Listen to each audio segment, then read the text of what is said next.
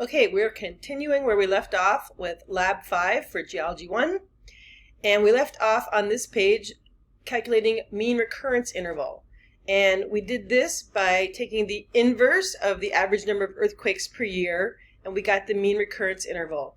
You might feel like you're just following blindly with the math equations, but I want to make sure you're clear on what we're doing here. So let's take a look at this row that's 6 to 6.9 magnitude range.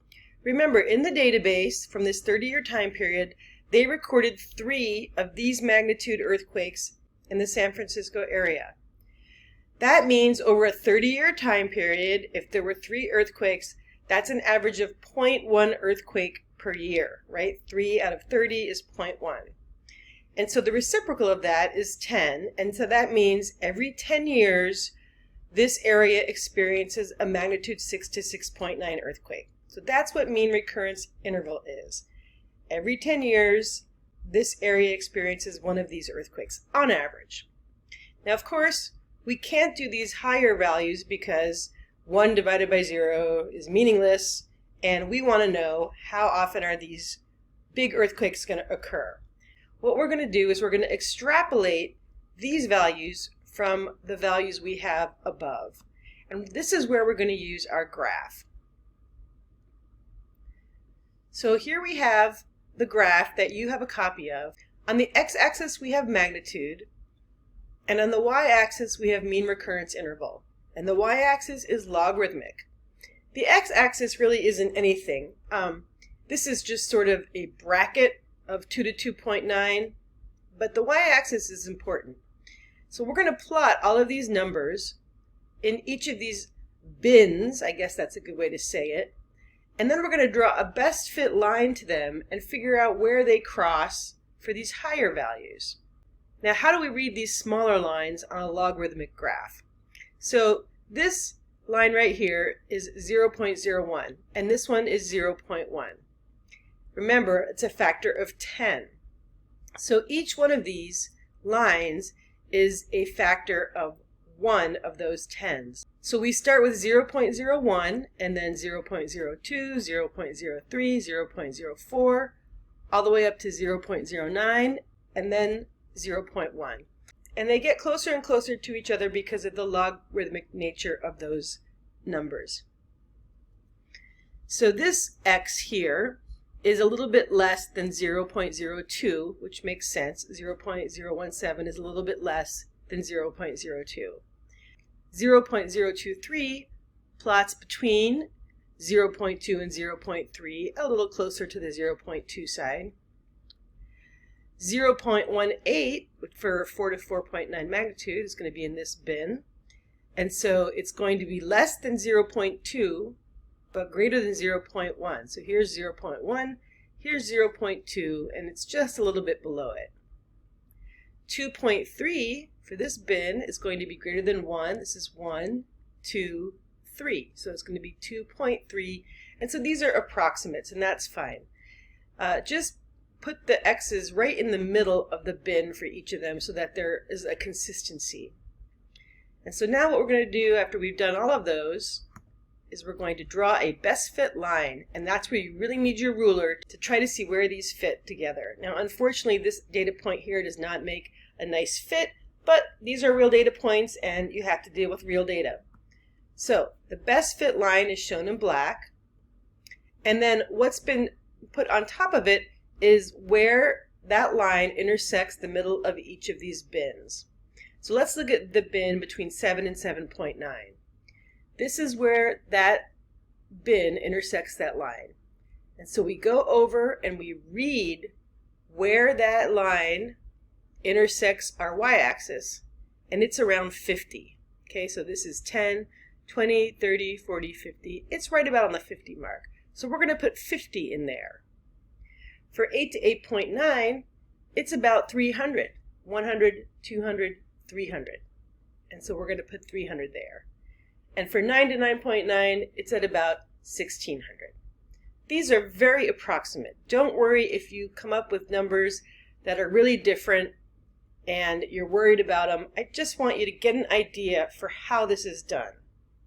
So now we've completed column D, and this is what you're going to do for Los Angeles Remember, these are going to be different numbers for Los Angeles, but you're still going to do this same procedure to figure out these higher MRI values in the Los Angeles area. Now we're back and we're going to go to column E.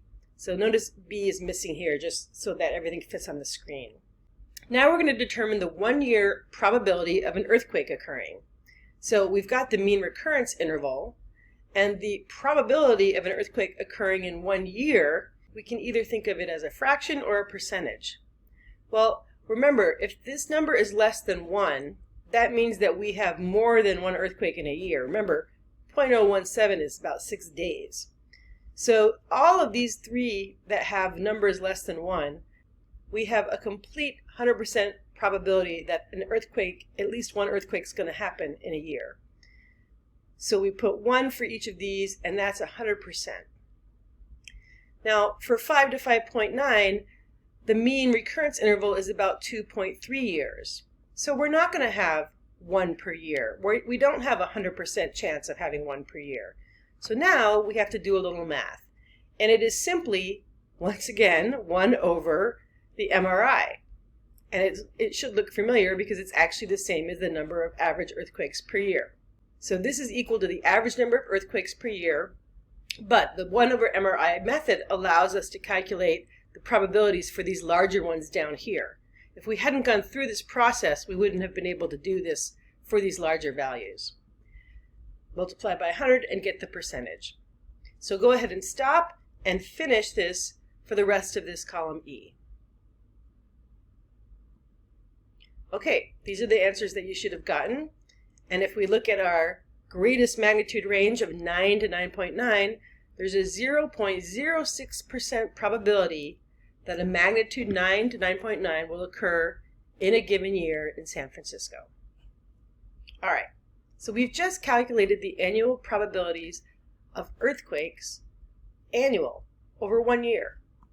What about longer time periods? Those prediction maps I showed you gave probabilities over 30 years. We have to start with an intermediate step, which is to calculate the probability of an earthquake not occurring over 1 year. And that's simply 1 minus the probability of it occurring.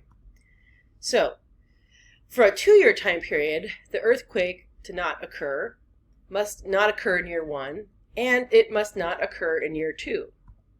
And so we combine those by multiplying them together. So we need to determine the probability of an earthquake not occurring in 1 year. And that's easy. That is in column F. What's the probability of the earthquake not occurring in 1 year? Well, we take this number in the fractional column and we subtract it from 1. So 1 minus 1 is 0. And for this column, we take 100% and subtract what's there, and we get 0%. So the probability of an earthquake not happening in this range is 0%. Let's look at the one that's more interesting here, 5 to 5.9. Remember, we said there was a 43% chance of it happening, so the likelihood of it not happening is 100 minus 43, or 57%. Now you might think this is just kind of silly, but there's a reason we're doing this. So go ahead and complete column F. And here are the numbers that you should have gotten. Okay, so now we have the information that we need to determine longer time periods than just 1 year. So what's the probability of a 6 to 6.9 earthquake occurring in San Francisco in the next 30 years? So remember, it had a 90% chance, or 0.9, of not happening in 1 year. So if the probability of it not happening in 1 year is 0.9, then the probability of it not happening in 2 years is 0.9 times 0.9, or 0.9 squared, which is 0.81, or 81%. And that should make sense. It's 90% probability it won't happen in 1 year, 81% it won't happen in 2 years. The percentage goes down because now you've got a longer time period where it might happen. If we want to know about 3 years, then we multiply it times itself 3 times, or we cube it. And here we get 0.729, or 73%. So we can jump to 30 years, and we can take 0.9 to the 30 power, which you have to know how to do on your calculator, and the number we get is 0.042 or 4%. So there's a 4% chance that this size earthquake will not occur in 30 years.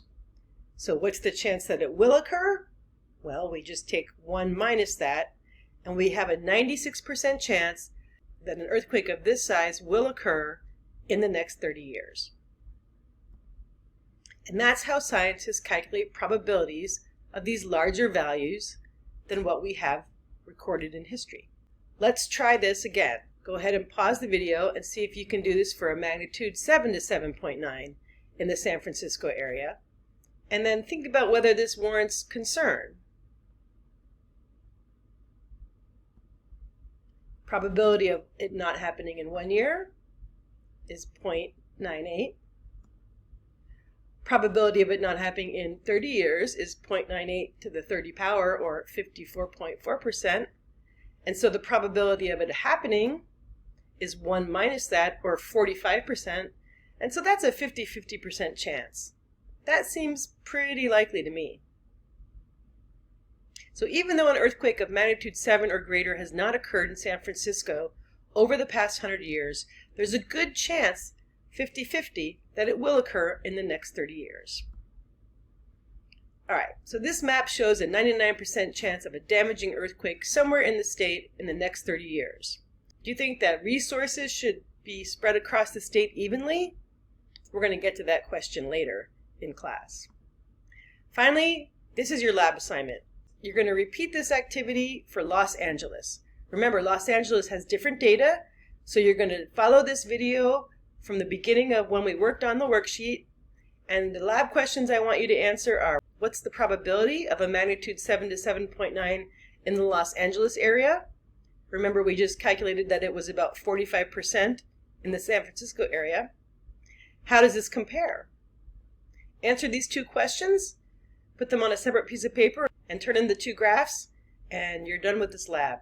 Remember, just give it a try. And please see me for help in office hours. Remember that you have a discussion with your fellow students that I will pop in on that's open and available whenever you need it.